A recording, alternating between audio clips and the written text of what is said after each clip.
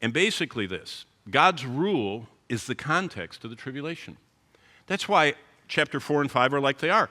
They're all about showing us the tribulation with God seated on the throne, this title deed that he hands to Jesus, and Jesus starts opening it. That's the context. Now, real quickly, I'm going to summarize the whole book of Revelation for you real quickly. Number one, saints love and serve God as we struggle through life, so God shows us Jesus coming to us anywhere we are. That's a summary of chapter 1. That's John on Patmos. Chapters 2 and 3, Jesus walks among us in his church. That's a summary of chapter 2 and 3. He's still doing it. He's still walking among us. He even walks here in Hudson, Florida, walking among us. And finally, Jesus brings every one of us safely to stand around his throne when we finish the plan he made for our lives. That's a summary of chapter 4 and 5. Wow. Now it gets really interesting. Lost humanity believes in evolution and denies biblical creationism, so the Creator himself comes down to earth to show his power. Earth dwellers worship Mother Earth, so God first allows natural disasters to amplify. That's chapter 6, 7, and 8. Those first ones are all natural disasters. Then we get to chapter 9. Lost humanity is fascinated with demons. Look at the content of movie after movie. I mean, when you're watching Marvel action figures, and those Marvel action figures have glowing eyes and supernatural powers, there are only two sources of power in the universe. Even when you're watching science fiction, don't forget truth, okay? There are only two sources of power, God and not God. God, the Father, Son, and Holy Spirit, and Satan, the other power source, given to him by God, but from him. Now let me ask you, do you think that the Marvel action people and all the science fiction people and all the sci-fi people, do you think as you're watching those movies that the movie is portraying them getting their power from God or not God? Satan. See, I think your generation does not look at life through a biblical framework sometimes.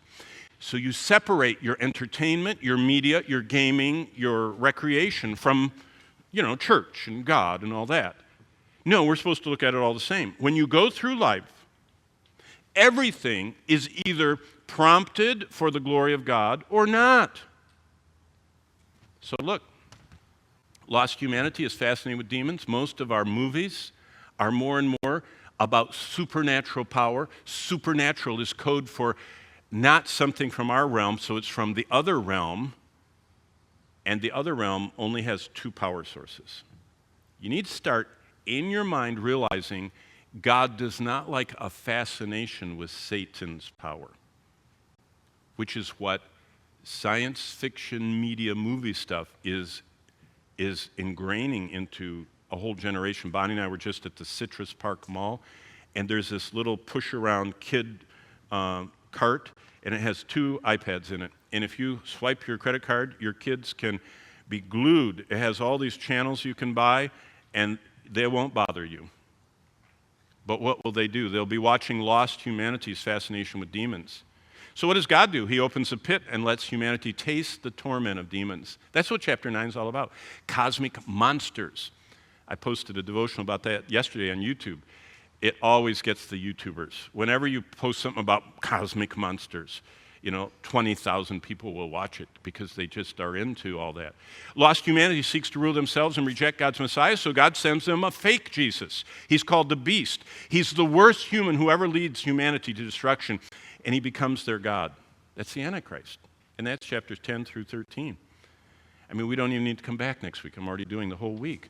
But you do, I'm teasing. Lost humanity believes in evolution and denies biblical creationism, so God sends the final divine environmental disaster. Do you know what's coming? When people say, do you believe in climate change? I do. And you haven't seen anything yet. Look what happens. God the Son, the Creator, systematically destroys the atmosphere. Wow. The oceans, the land. There are earthquakes, smoke, fire, red tides, global warming, volcanoes, tsunamis, asteroids, comets, meteors.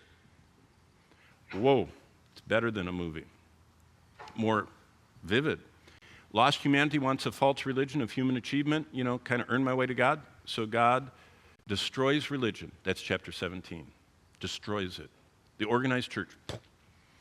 the organized apostate church. Lost humanity wants comfort and entertainment and possessions more than God, and that's the idolatry of covetousness. So God destroys all their possessions, all their pleasures in one moment. That's the summary of chapter 18.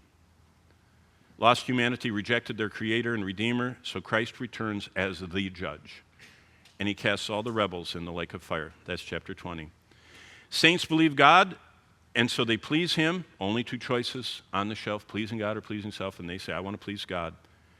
He invites us all to dwell in his satisfying and sustaining presence. Remember, Moses' face glowed by being 40 days near God? How would you like to live in his house? You know, you talk about Wi-Fi exposure, 5G. We're talking about the radiation that we're all surrounded by. How would you like to be around the ultimate radiator, God? That's what God sustains us by his presence forever. This is basically what chapter 6 and when we come back on Monday 7 is about.